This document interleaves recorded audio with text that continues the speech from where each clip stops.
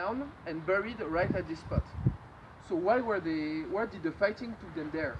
It was because there was a debate within the Central Committee of the National Guard of the Commune in the Commune of Paris, where you had people who were saying we need a central defense, all defend together, but some more anarchist-minded people said each one of us defend their neighborhood, which was the best way for the Versaillais to massacre them. So basically they run from the Versaillais, went in from the west, and just progressed east, neighborhood by neighborhood, killing a lot of people. Like if you had one piece of equipment of the National Guard, they would kill you. If you had a bruise on your shoulder which showed that you fired some shots, they would kill you. If you were a woman and you were carrying a bottle, they were having this, the rumor that working class women put petroleum in bottles, gasoline, and put the basement on fire. Mm-hmm. So they would kill women workers, and they would march with the priest leading the fight. So first and foremost, what is the Commune, and who are the Communards? So the Commune happened started the 18th of March 1871. So before, in the early 19th century, end of the 18th century, you had some revolution where the people of Paris played a key role but never reaped power for themselves. So in 1789, 1793, 1830, 1848, each time they tried to take power, each time they fought like crazy, but it was the bourgeoisie who reaped the benefits of these revolutions. So before the Paris Commune, you had the empire. So the empire was established the 2nd of December of 1851 by a coup by the President of the Republic, Napoleon, which was going to take the name Louis Napoleon, which was going to take the name Napoleon III, and he had a Bonapartist style of rule. That is, he was trying to put himself on top of society, above the warring factions, and give some influence and give some gift to one or the other. So for example, in 1864, he legalized unions, which had been forbidden in 1789 by the Loi Le Chapelier. So he tried to enact some social programs, but at the same time there was no political freedom. He destroyed all the political freedoms. So there was many internal problems. So what Napoleon III tried to do to overcome this problem, so like the birth of the workers' movement, the restlessness, the fact that the peasants were growing poorer and poorer, he decided to go on military adventures. So he sent French troops to Mexico, he sent French troops to Italy, and then he declared war on Germany. But the thing is that Germany itself was in the process of gaining strength and unity. So under the guidance of the Prussian king and Prime Minister Bismarck, the king, Friedrich Wilhelm, and the Prime Minister Bismarck. So basically the war lasted 5 weeks. It lasted the whole summer of 1870, and the French troops were completely destroyed by the Germans. So the Germans surrounded Paris, but they could not take it, because the Parisians had set up their own system of defense, and this is going to be very important for the rest. They call it the National Guard. It means that in each neighborhood, anyone who can afford equipment can become in the National Guard. So in the workers' neighborhood, it was like a workers' militia. In the bourgeois neighborhood, it was a bourgeois militia. But still, it was a form of popular power. So what happened is that the 2nd of September 1870, Napoleon III got prisoner in Sedan. So the people rioted and erupted in revolt in the whole country, and on the 4th of September, the Third Republic was proclaimed. So there was big enthusiasm for this republic by the people of Paris and the National Guard at the beginning. But clearly, very quickly, it happened that there was more and more divergence between the people of Paris and the Republic. So this republic was a bourgeois republic, and the majority, there were some elections that were held, and the majority of the deputies were actually monarchists. So not only there were monarchists and the people of Paris wanted a republic, but also the deputies were in favor of stopping the war, whereas the people of Paris were in favor of continuing the war. So then the government elected as its capital Versailles instead of Paris. Versailles, which used to be the capital of kings. So there was big distrust.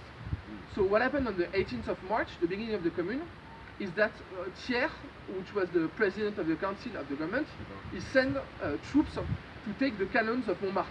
So Montmartre is this big hill that you've seen, and there are some cannons there, but the cannons had been paid by the taxes levied by the Paris people. So they were their cannon, and not the government's cannon. So the officer, so the people of Paris resisted, of the National Guard, they resisted against the taking of their cannons, and the officer said you should shoot them on sight, but the soldiers wouldn't do it. They put the cross up upside down, and they joined with the Parisian against Thiers and the bourgeois republic. So for a couple of days there was euphoria in the city, big party, but the thing is that all this time it had been, Thiers wasn't fool. He knew that Paris was restless and he needed to crush it. So he used all this time as his profit to go back to encircle Paris with troops, to convince Bismarck to give him back his troops who were prisoners. Because he said if there is a revolution in Paris, then there will be a revolution in Berlin. So, and also, so the Paris Commune, they partied, they killed some generals which had been big in the repression of the 1848 hunger riots. But the problem is that they were very respecting the legality. So first they said the Central Committee of the National Guard cannot be the leadership, even though the committee had been elected by the people of the National Guard. We have to have elections. And these elections actually started on the 20th of May of 1871. So they deprived themselves of leadership and direction. They deprived themselves of military leadership because they said, oh, we don't want to spill the blood of our brothers. So what we have to do is to try to emulate others like an example. Others to emulate us like an example. They wouldn't take the gold that was in the vault of the Paris, of the French bank, which would have been useful, because this was to be the money for the soldiers.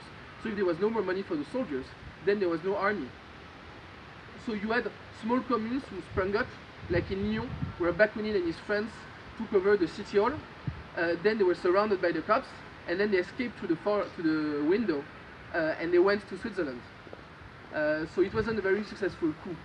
And one of the major problems is that the peasantry didn't want war anymore, and the peasants, unlike in 1789, the peasants had no land. So the fact of giving them land was a major way to ally between the people of Paris and the peasants. But the peasants in 1870, they owned their own land, but they were very poor, and they didn't realize that they had better make an alliance with the people of Paris.